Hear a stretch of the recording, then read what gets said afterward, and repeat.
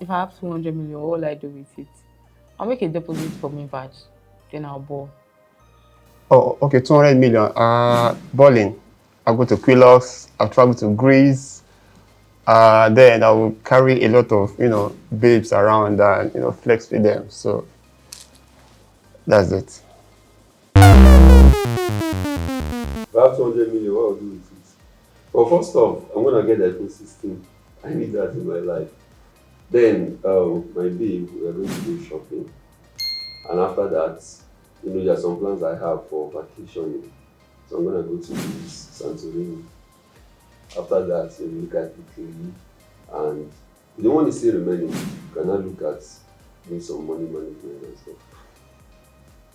If I have 200 million, what will I do with it?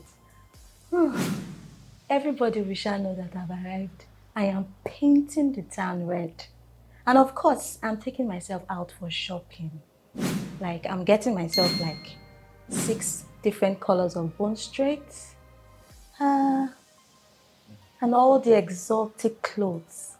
I'm gonna party really hard. They will know I've arrived. 100 million.